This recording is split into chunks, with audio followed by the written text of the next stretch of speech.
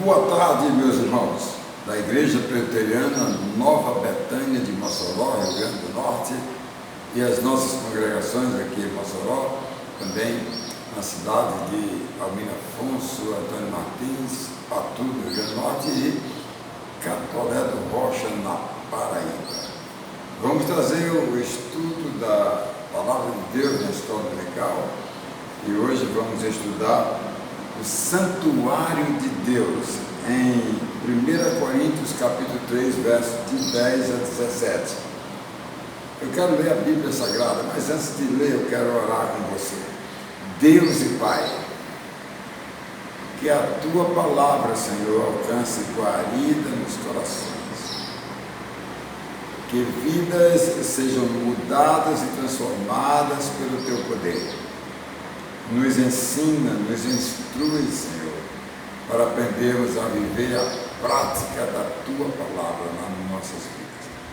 Nós te pedimos isto, Pai, em nome de Jesus. Amém e amém. Nova Almeida atualizada, 1 Coríntios 3, de 10 a 17. Segundo a graça de Deus que me foi dada, lancei o fundamento como sábio construtor, e outro edifica sobre ele, porém cada um veja como edifica. Porque ninguém pode lançar outro fundamento além do que foi posto, o qual é Jesus Cristo.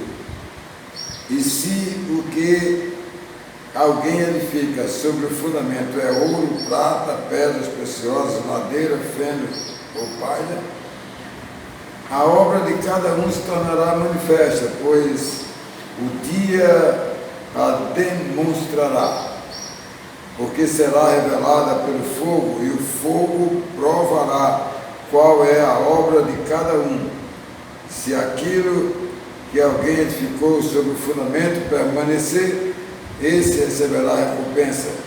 Se a obra de alguém se queimar, esse sofrerá dano. Sofrerá dano. Se a obra de alguém se queimar, este sofrerá dano. Porém, ele mesmo será salvo, mas como que através do fogo. Vocês não sabem o que são santuário de Deus, e que o Espírito de Deus habita em vocês? Se alguém destruir o santuário de Deus, Deus o destruirá, porque o santuário de Deus, que são vocês, é sagrado. Gostei dessa última frase. Se o santuário de Deus for vocês, né? Então vocês não serão danificados, porque vocês são sagrados. Esse texto é fantástico da palavra de Deus, muito complicado para muitas pessoas. Não vou entrar aqui naquele mérito de quem ficou palha, feno, ouro, não sei o quê, de quem é reprovado, de quem sofrerá dano, né? De quem será salvo. Olha, eu prometo trazer um estudo sobre esse tema, né?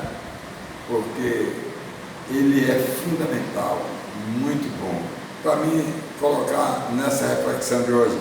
Não teria como, o tempo não seria suficiente, muito importante. Olha, a Bíblia é algo fantástico, explica tudo detalhadamente. Essa palavra de Paulo é muito profunda e muito discutida aí pelos teólogos e estudiosos. Mas vamos aí para os 3 versos que escolhi. O número 10, lancei o fundamento. O número 16, santuário de Deus. E o número 17, Deus destruirá. É isso aí tudo. Agora, de uma forma bem explicativa. Olha, bem simples, não sou teólogo, estudo a Bíblia. Admiro os teólogos. Bem, o primeiro é o verso 10. Lancei o fundamento. E esse fundamento é a fé cristã. que veio ao mundo para revelar o mistério da salvação, Jesus Cristo. É esse aí o mistério, Jesus Cristo. Paulo creu que Jesus Cristo, como Salvador, ele era um homem judeu, né? Ele era um homem judeu. Paulo era fariseu e zelava pela lei muito mal interpretadas pelos próprios judeus e fariseus, que Paulo reconheceu agora, depois de salvo, que não passava de um escravo do pecado e que vivia sobre o peso da lei. E ao crer em Jesus Cristo, Paulo, crer em Jesus Cristo, ele foi orientado pelos apóstolos do colégio apostólico para conhecer os meandros do mistério de Jesus Cristo que veio ao mundo. Que, em outras palavras, o mistério de Jesus é o Evangelho, é o mistério de Jesus Cristo. O próprio Jesus veio ao mundo e anunciou no seu ministério terreno e treinou os seus discípulos para serem os transmissores deste mistério de Deus para o homem, que é Jesus Cristo, o Evangelho. Por isso que Paulo aqui chama fundamento. Olha bem, esse fundamento da justiça veio para libertar o homem da morte eterna e dar para ele a certeza da salvação eterna, e aí ele passar a ser também um anunciador desse mistério de Deus. Verso 10, vamos ver ele mais na frente. Em segundo lugar, o verso de número 16, que diz: santuário de Deus. Por incrível que pareça, o santuário de Deus está dentro do coração do crente. É nele, no coração, que fica o santuário de Deus, amados, daquele homem, daquele ser humano que foi transformado de uma vida velha, do pecado, para uma vida nova, transformado para viver uma vida diferente, que nasceu de novo para receber o Espírito Santo em sua vida, para ser guiado pela fé de Deus no coração. Certa vez o Senhor Jesus explicou aos seus discípulos como seria o seu reino, para que eles entendessem, pois não imaginava eles que o reino de Deus, que Jesus anunciava lá em Lucas, capítulo 17, verso 21, nem dirão, ele está aqui, ou está onde ele lá está, porque o reino de Deus está dentro de vós. Fantástico! É isso aí. Olha, aqui a gente termina o verso de número 16, que vamos ver mais na frente. Em terceiro lugar, o verso de número 17. Deus destruirá. Olha, muito interessante, eu quero que você ouça bem essa parte dessa mensagem. Deus o destruirá. Destruirá. Preste atenção no que eu vou dizer a você nessa exposição. Porque ninguém jamais poderá destruir o santuário de Deus. O que Paulo falou aí, você precisa compreender bem o que ele quer dizer. Vocês não sabem que são o santuário de Deus, que o Espírito Santo habita em vós. E se alguém destruir, verso 17, o santuário de Deus, Deus destruirá. não haverá destruição. Santuário de Deus, destruir o Espírito Santo. Preste atenção nesse ponto terceiro que eu quero chamar a sua atenção. Preste bem atenção mesmo, amado. O próprio Deus agirá de forma poderosa para destruir o inimigo que tem perseguido a igreja do Senhor, o santuário de Deus. Até certo ponto, amados, Deus permite que a sua igreja seja perseguida. Olha, isso vem acontecendo desde do início da igreja primitiva até o dia de hoje. Aí continuam as perseguições. Quem ouve o meu programa todos os dias, www.radiohomosertão.com.br, de 6 às 8 da manhã, eu trago nas notícias internacionais sobre assuntos gospel a perseguição, amados, que é feita à igreja do Senhor, onde muitos crentes são mortos e perseguidos, presos.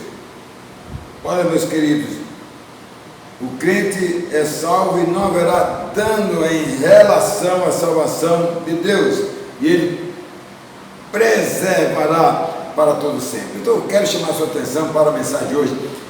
Olha, que você tire uma lição maravilhosa para a sua vida. Isso é um assunto muito importante. Vamos para o verso 10. Lancei, diz Paulo aqui, o fundamento.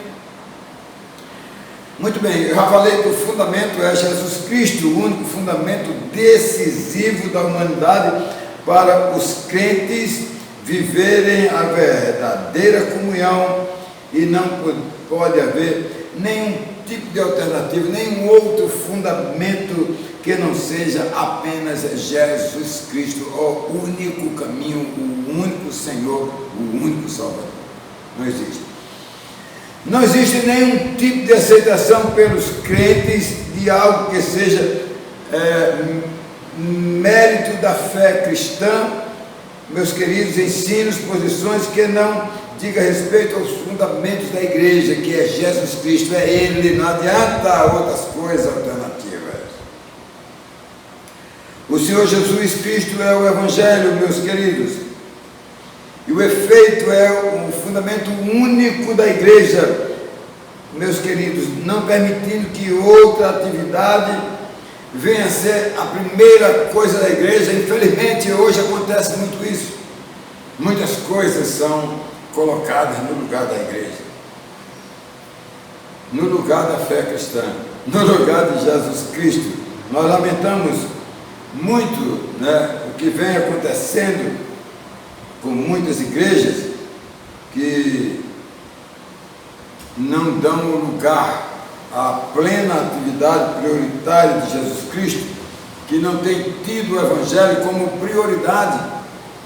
Pode perceber aí, a igreja entrando e saindo do mesmo jeito, não tem prioridade com a fé, com o Evangelho, com o mistério de Cristo, que deveria ter em primeiro lugar. Eu conheci um pastor muito consciente dessa responsabilidade. Ele fazia avaliação com o seu conselho a cada 90 dias, não houve nem uma conversão, não houve nem um batismo, não houve nem uma confissão de fé. Vamos trabalhar, vamos pregar o Evangelho. Por que o Evangelho não tem tanto poder assim que não consiga convencer as pessoas do pecado, da justiça e do juízo?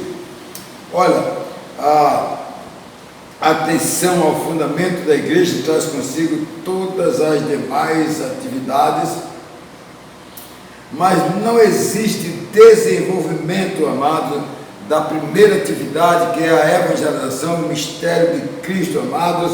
E se isso aí não vai bem, as outras coisas podem até estar mais ou menos, mas não vão bem também. Uma igreja tem que ser uma igreja ativa. Uma coisa muito importante deve ser alertado, amado, para os crentes não caírem no perigo, amado, dos irmãos ali de Corinto, que formaram 4 grupos com 4 pensamentos diferentes. Uns tinham um pensamento, outros tinham outros, e assim por diante, amado. outros fundamentos, como boas obras, sobre a lei, sobre os fundamentos que não são os verdadeiros, e eles lá estavam brigando, um grupo lá, 4 grupos, Paulo chegou lá, e aí botou quente lá, sobre qual é o fundamento prioritário.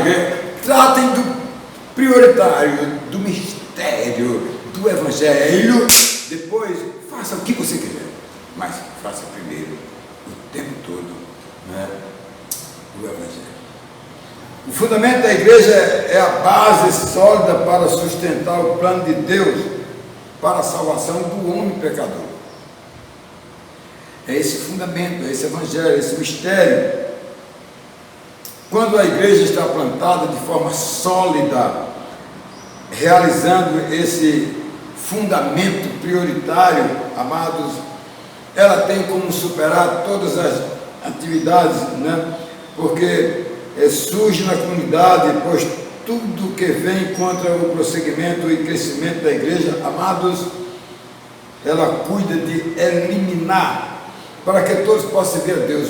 Uma igreja que fica 2, 3, 4, 5 anos com o mesmo grupo, com o mesmo quadro, com os mesmos crentes, não tem água nova nessa cachoeira, não passa água nova por essa ponte. Ela precisa, porque ela vai resolvendo, a igreja fica no status quo. É uma coisa séria, amados.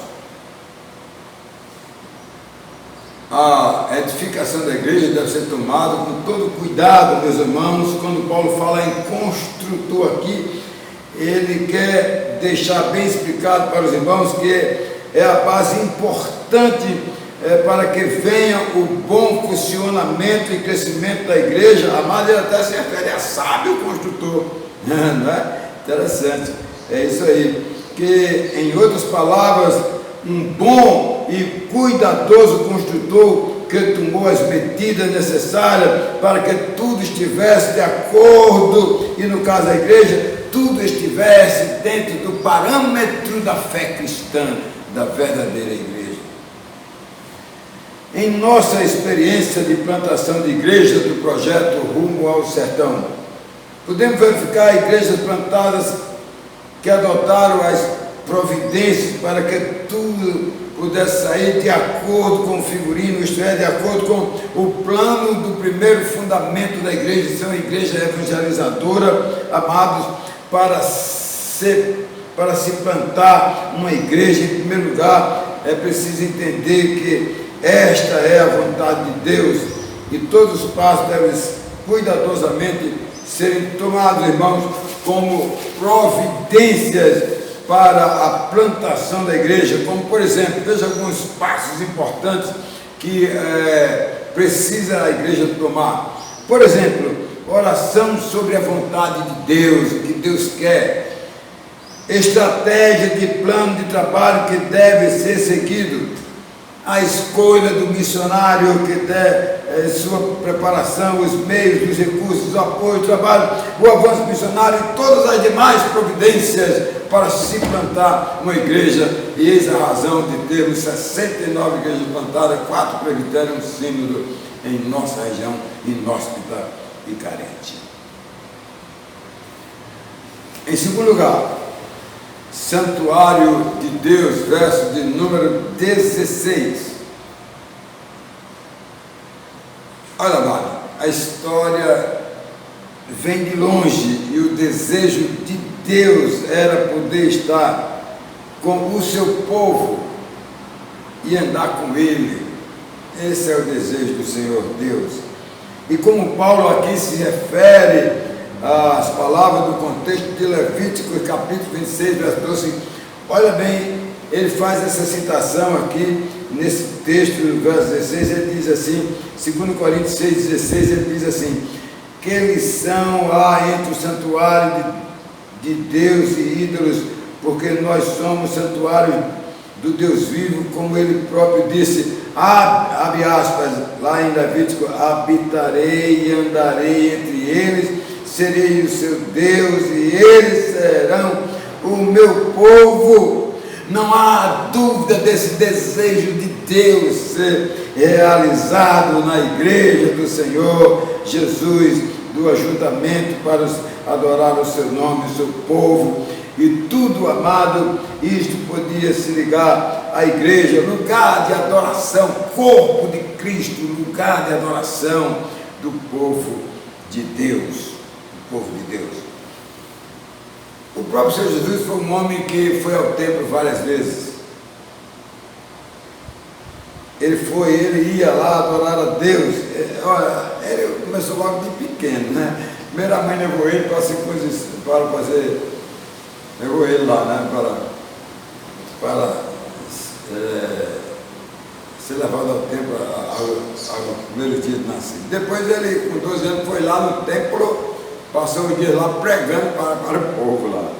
No lugar era lá, o templo, né? Mas olha, meus irmãos, o próprio Senhor Jesus, como homem, foi ao templo e adorou, foi ao templo, à sinagoga, lá em João capítulo 8, verso 12, diz assim: e madrugada voltou novamente para o templo e todo o povo se reuniu em volta dele e Jesus Cristo, assentado, os ensinava. Ele ia para a casa do Senhor. Hoje muitos não estão querendo ir, tem até medo aí da pandemia. Eu não digo nada, né? Deixa os irmãos à vontade, mas o melhor lugar é a casa do Senhor, não é? Uma via expressa de entendimento sobre a palavra de Deus, a presença do Espírito Santo, né?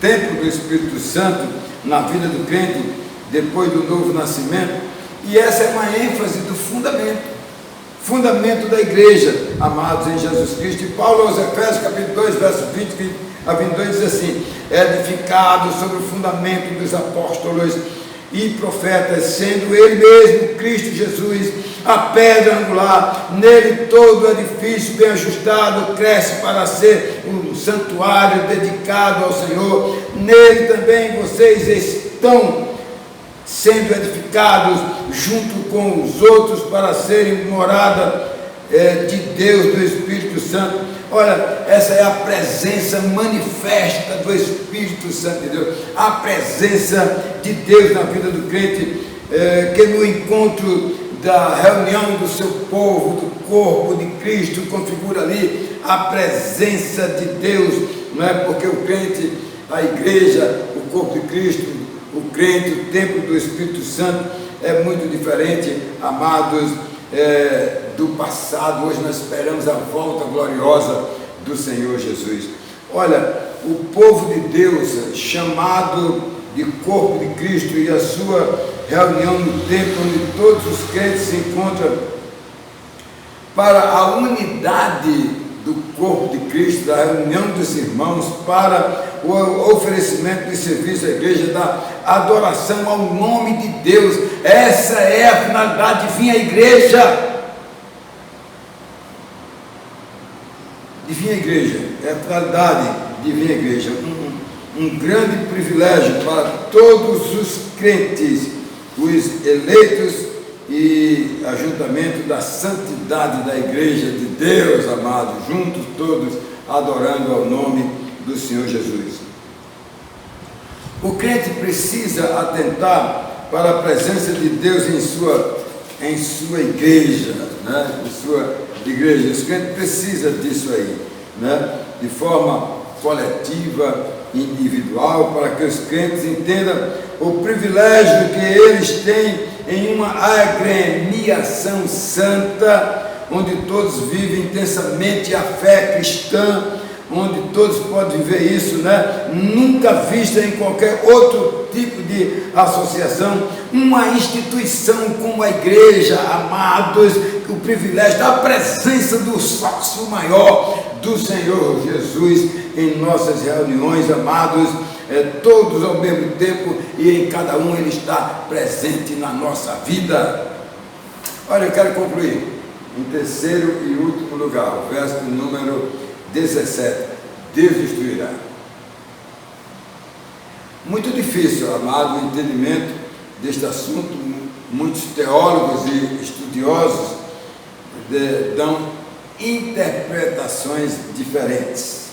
O homem pecador, agora preste atenção no que eu vou dizer, O homem pecador recebeu a promessa pelo anúncio do Evangelho para ser perdoado e salvo para todo sempre, mas quando ele nega e a não receber o Evangelho, o fundamento, o mistério de Deus, não se arrepende, ele perde o perdão e ao mesmo tempo a sua vida será destruída, pois não seria nele formado o templo do Espírito Santo e assim seria a punição da morte eterna. Isto é, quem não crê em Jesus, o coração dele não tem templo, porque foi destruído. Ele não pode ter, porque ele não creu, não se arrependeu.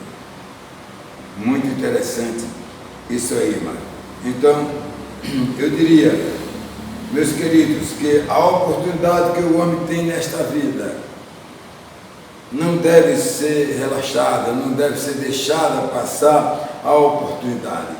Ao ouvir a palavra de Deus, ele, ao abrir o coração e crer, então ele crê no Evangelho e será salvo.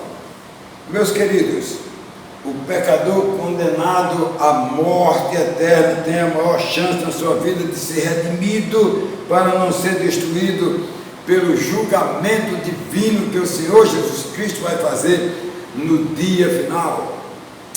Olha, o que caracteriza, amados, a salvação eterna é a presença do Espírito Santo que mora no coração do crente. Deixa eu completar aqui o verso 17. A fase inicial é Deus destruirá, o destruirá. Olha o final do texto. Porque o santuário de Deus, que são vocês, é sagrado. Então, quem tem o Espírito Santo, nunca será destruído. Louvado seja Deus. Eu entendo que o crente individualmente tem o templo do Espírito Santo. Presta atenção nessas colocações que eu vou fazer para você. Eu entendo que os crentes individualmente têm o templo do Espírito Santo, certo? Seu coração está garantido, está salvo. Ninguém destruirá.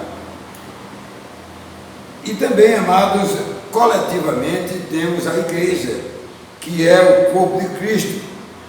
Isto é, templo, né, do Espírito Santo, a igreja, o corpo de Cristo. Cristo é o cabeça no corpo, né? E assim o verso 17 diz assim: se alguém destruir o santuário de Deus, Deus o destruirá. Está vendo aí? Então Deus destruirá. Pois todo aquele que participa do corpo de Cristo de forma coletiva, que manifesta a sua rebeldia, Deus destruirá. Então, tem 100 crentes, só tem 80 escolhidos, só tem 80 que obedecem, só tem 80 que são verdadeiros crentes, que estão realmente com seus corações comprometidos, e ele é o templo do Espírito Santo. Esses não serão destruídos. Mas aqueles 20 que frequentam e que aí são rebeldes, não têm compromisso com a igreja do Senhor Jesus Cristo, eles manifestam a rebeldia, amados. Então, quem não crê, amado, será destruído, mas o crente será preservado para a glória de Deus. É um privilégio ser um crente escolhido por Deus para ter direito à herança eterna, para poder gozar nesta vida como santuário de Deus, a presença do Espírito Santo. Isso é fantástico, é maravilhoso. Vamos cultivar esse Deus maravilhoso numa verdadeira comunhão com Ele, para, amados, sermos verdadeiramente santuários de Deus. Que Ele nos abençoe. Amém.